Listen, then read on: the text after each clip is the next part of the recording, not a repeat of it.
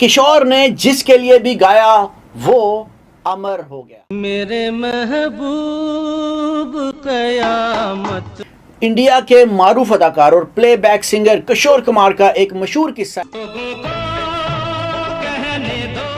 है कि वो अदाकार बनने के लिए खंडवा से बंबई थे। नाम निकलेगा तेरा ही लब से। उस वक्त उनके बड़े भाई अशोक कुमार बंबई फिल्म इंडस्ट्री के सरकर्दा अदाकार थे। जान जब इस दिले नाकाम से रुखसत हो। एक बार वो अपने भाई अशोक कुमार के बंबई टाकीज के दफ्तर गए। दिल के चैन दफ्तर के आते में वो सैगल का एक गीत गुनगुना रहे थे। ऐसे न आहे बरा कीजिए। इसी दरमियान मारूफ मौसीकार खेमचंद प्रकाश फिल्म जिद्दी की धुनों पर काम करने के बाद वक्फे के लिए बाहर निकल चलिया तू चलिया। उन्होंने जब किशोर को गुनगुनाते हुए सुना तो उन्हें अंदर आने और मिलने के लिए कहा। क्या है भरोसा। जब किशोर अंदर आए तो उनके सामने हारमोनियम रखा था और उन्हें वो गीत गुनगुनाने के लिए जब वो बाहर गुनगुना रहे थे, थोड़ी देर सुनने के बाद उन्होंने किशोर को ये पेशकश की कि क्या वो उनकी जिद्दी के लिए गाना गाएंगे। झूठा ही सही पल भर के लिए कोई हमें प्यार कर। किशोर फौरन तैयार हो गए। जिस दिन रिकॉर्डिंग थी खेमचंद ने अशोक कुमार और फिल्म के हीरो देव आनंद को किशोर कुमार को सुनने के लिए बुला भेजा। रूप तेरा मस्ताना। किशोर का गाना पहले ही दिन ओके किया गया। रूप तेरा मस्ताना प्यार मेरा दीवाना। ये सन 1948 की बात है, लेकिन किशोर कुमार सिर्फ खेमचंद के असिस्टेंट थे। प्यार दीवाना होता है मस्ताना रहे। और मौसीकार नौशाद से वो इज्जत हासिल नहीं कर सके। किशोर कुमार के प्लेबैक कैरियर के इब्तदाई 27 सालों में नौशाद ने एक बार भी उनकी आवाज नहीं ली। आते जाते खूबसूरत आवारा सड़कों। जबकि किशोर कुमार की दिली ख्वाहिश थी कि वो नौशाद के लिए गीत गाएं। भीगी भीगी रातों में मीठी मीठी बातों। आखिरकार किशोर के सुपर सिंगिंग स्टार बनने के लिए 5 साल बाद सन 1974 में नौशाद ने किशोर कुमार के लिए फिल्म सुनहरा संसार में एक गीत की पेशकश की। ले जाएंगे दिल वाले दुल्हनिया ले जाएंगे। और वो भी आशा भोसले के साथ एक दो गाना था। ये शाम मस्तानी। इसी तरह मौसीकार सी रामचंद ने अपनी फिल्म साजन में किशोर कुमार को यह कहते हुए मुस्तरद कर दिया कि मैं ऐसे शख्स पर अपना वक्त क्यों जाया करूं जो फिल्म मौसीकी और गानों के बारे में कुछ नहीं जानते। क्या हुआ कैसे हुआ। लेकिन नौशाद और सी रामचंद्र के बरक्स मौसीकार सच्चन देव बर्मन ने किशोर की सलाहियतों को सन 1952 में ही पहचान लिया। मैना की कहानी तो पुरानी हो गई। बंबई टाकीज के दफ्तर में गीत गुनगुनाने वाले किशोर कुमार के बारे में अपने बेटे पंचम को बताते उन्होंने कहा कि ये दादा मोनी का छोटा भाई आभास है, थोड़ा सा खपती है लेकिन उसमें बहुत टैलेंट है। का सफर है ये कैसा सफर। आने वाले दिनों में तुम इसके बारे में बहुत कुछ सुनोगे। किशोर कुमार को बंबई फिल्म इंडस्ट्री में अपना कदम जमाने के लिए एड़ी चोटी का जोर लगाना पड़ा।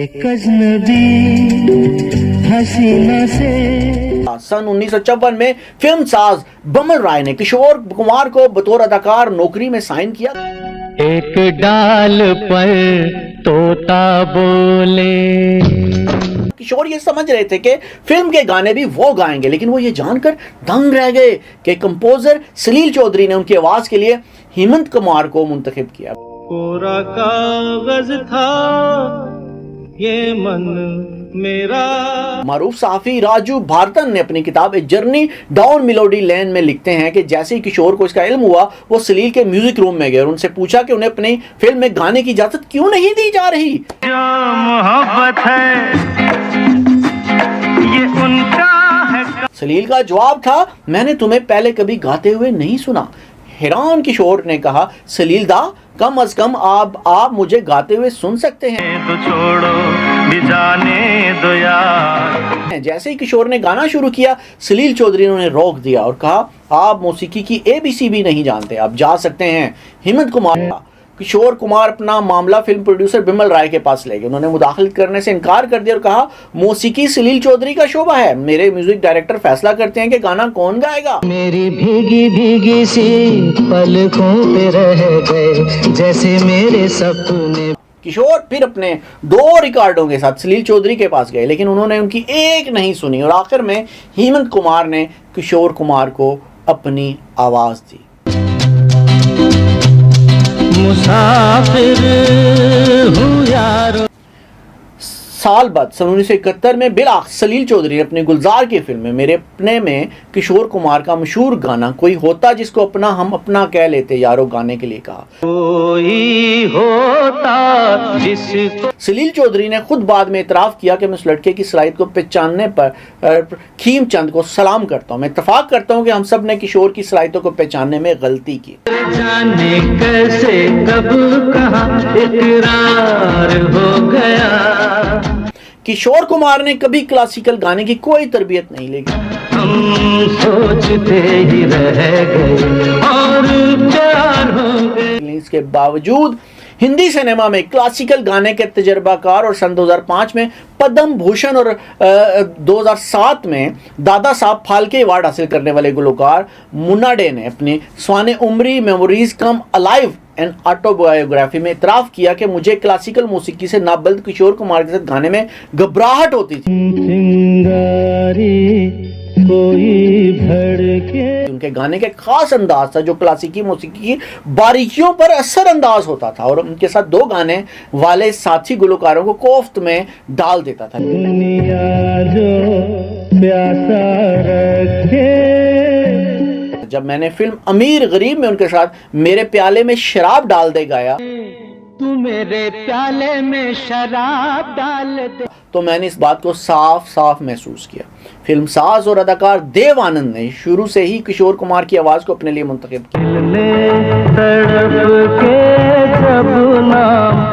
किया। वो अपनी स्वाने उम्री रोमांसिंग विद लाइफ में लिखते हैं, जब भी मुझे जरूरत होती थी कि किशोर मेरे लिए गाएं तो वो रिकॉर्डिंग स्टूडियो में माइक्रोफोन के सामने देव आनंद का किरदार निभाने के लिए तैयार रहते। मेरे नैना सावन भाद। वो हमेशा मुझसे पूछते कि मैं इस गाने को स्क्रीन पर कैसे गाऊंगा, फिर वो खुद को ढाल लेते और उसके मुताबिक गाना रिकॉर्ड कराते। घुंघरू की तरह बजता ही रहा। मैं हमेशा उनसे कहता कि जितना हो लहक कर गाएं, मैं आपके गाने का मिजाज को अपनी अदाकारी में ढालूंगा। दिल ऐसा किसी ने मेरा तोड़ा। सन 1969 में फिल्म आराधना की रिलीज के बाद किशोर राजेश खन्ना की आवाज भी बन गए। मैं शायर बदनाम। किशोर कुमार की स्वाने लिखने वाले शशिकांत कनिकर लिखते हैं, किशोर ने आराधना के प्रोड्यूसर डायरेक्टर शक्ति सामंत से कहा कि वो गाने की रिकॉर्डिंग से पहले राजेश खन्ना से मिलना चाहेंगे। एक लड़की भीगी भागी सी। जब वो राजेश खन्ना से मिले तो उन्होंने उनके हर अंदाज का मुताला किया ताकि उनके किरदार को गानों के जरिए पेश किया जा सके। मिली एक अजनबी से कोई आगे न पीछे। राजेश खन्ना ने बाद में इतराफ किया कि गानों की शूटिंग के दौरान उन्हें एहसास हुआ कि वो खुद ये गाने गा रहे हैं, ना कि किशोर कुमार। क्या ख्याल है आपका। उनके 2 गाने मेरे सपनों की रानी, मेरे सपनों की रानी कब आएगी तू, और रूप तेरा मस्ताना, तेरा मस्ताना प्यार मेरा दीवाना फिल्म में शामिल थे, जिसने राजेश खन्ना और किशोर कुमार दोनों को नेशनल रेंज बना दिया। सचिन देव बर्मन यानी SD बर्मन की मौसीकी की हिदायत ने किशोर कुमार के गाने को सबसे ज्यादा निखारा। माना जनाब ने पुकारा नहीं। उनके बेटे RD बर्मन ने एक इंटरव्यू में कहा था, दादा किशोर को रिकॉर्डिंग से 3 दिन पहले उसकी धुनों को सिपोल टेप में भेजते थे। वो अपने स्टडी रूम में उन धुनों पर रियाज करते, किसी को भी उस कमरे में दाखिल होने की इजाजत नहीं हने प्यार हो गया। और रियाज के दौरान उनका कमरा अंदर से बंद रहता था। किशोर उस धुन पर प्रैक्टिस के बाद रिकॉर्डिंग स्टूडियो में दाखिल होते। छूकर मेरे मन को किया तूने। एस.डी. बर्मन को याद करते हुए एक बार किशोर ने भी कहा था, एस.डी. बर्मन की एक अजीब आदत थी, वो अपने गुलकारों को फ़ोन करते थे और उनकी आवाज़ सुनने के बाद बगैर बात किए फ़ोन रख देते थे। तेरे जैसा यार कहाँ। ये उनका अपने गुलकार के गले की हालत चेक करने का अपना तरीका था। एक दिन रात देर गए उन्होंने मुझे फ़ोन पर कोरा कागज़ था ये मन मेरा, कोरा कागज़ था ये मन में की धुन सुनाई। हम दोनों जल्दी सो जाते और सुबह सवेरे उठ जाते। तो उस दिन दादा ने मेरी आवाज़ सुनकर फ़ोन बंद नहीं किया बल्कि मुझसे वो गाना गाने को कहा। लिख लिया नाम इस पे तेरा। मुझे जोरों की नींद आ रही थी। उन्हें गाना सुनाते वक्त भी मैं जुमाइयाँ ले रहा था, लेकिन पूरी तरह मुतमईन हो जाने के बाद ही मुझे दोबारा सोने की इजाज़त दी। ऐसा याराना। एक बार लता मंगेशकर ने उनसे पूछा गया कि आपको किसके साथ दो गाना गाने में सबसे ज़्यादा मज़ा आया, तो उन्होंने किशोर कुमार का नाम लिया, लेकिन उन्होंने ये भी एतराफ़ किया कि उन्हें किशोर के साथ गाने में बहुत परेशानी होती थी। याद करेगी दुनिया। लता ने कहा गाने के दौरान उनका मौसीकी और गाने के साथ कोई मसला नहीं था, लेकिन जिस तरह वो हंसाते उससे पेट में दर्द हो जाता था, उसे संभालना मुश्किल था। तेरा मेरा अफसाना। चाहे आप कितने ही संजीदा क्यों ना हो, जब आप गीत के बंद में कोई तान ले रहे हो कि किशोर दा ऐसी अमकाना इशारे कर देते जो आपकी तवज्जो गाने से हटा देता। कभी कभी हम गाने को बीच में रोक कर उनसे मिन्नतें करते थे कि दादा पहले गाने को पुरसकून तरीके से रिकॉर्ड करें फिर ये सब करें। मेरे दिल की ये दुआ है कभी दूर तू न जाए। दिलचस्प बात यह थी कि चाहे वो कितना ही उछल कूद और मजाक कर रहे हैं, वो खुद उन सब से बाहर रहकर संजीदा तौर पर गाते थे। तेरे बिना हो जीना वो दिन कभी न आ। फिल्मी गायकी से वाबस्ता हर शख्स के पास किशोर कुमार से मुतल्लिक कहानियां हैं।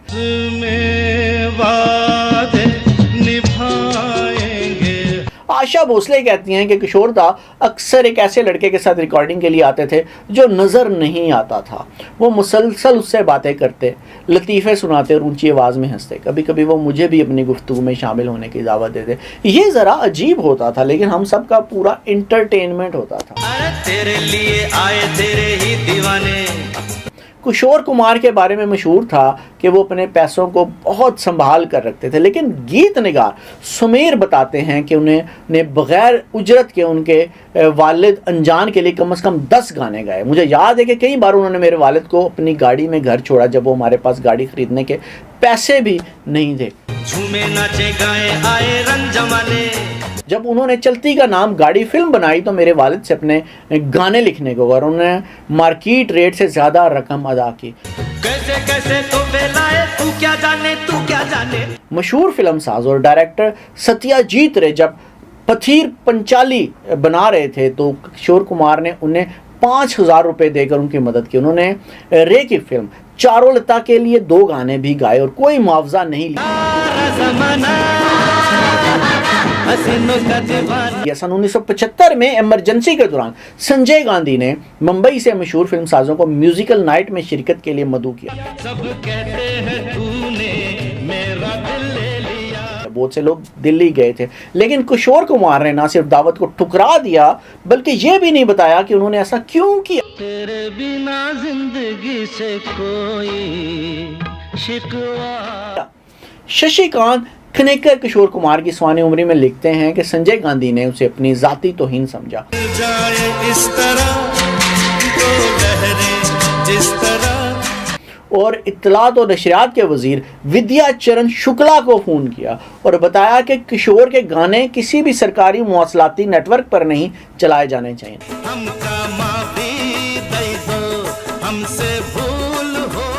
नतीजा ये हुआ कि किशोर कुमार के गाने ऑल इंडिया रेडियो से नशर होना बंद हो गए। इसके अलावा वो फिल्में जिनमें किशोर कुमार ने गाया था सेंसर बोर्ड ने सर्टिफिकेशन से इनकार कर दिया। फिर कब मिलोगे जब तुम कहोगे। किशोर कुमार को मजमूई तौर पर 27 फिल्म फेयर के बेहतरीन गुलकार के अवार्ड्स के लिए नामजद किया गया। दिल पर मेरे जब तक मुझे ऐसे ही तड़पाओगे। इसमें से उन्हें 8 बार अवार्ड मिला। आँखों ने जाने क्या जादू किया। क्लासिकी मौसीकी की तरबियत ना होने के बावजूद उन्होंने सन 1981 में राग शिवर नजनी में जिस तरह मेरे नैना सावन भादू और राग यमन में लतीफ़ अंदाज में छू कर मेरे मन को गाया, उसकी मिसाल कहीं और नहीं मिलती। बस मनी मन में उनको गुरु मानता था। कोई शब्द नहीं है।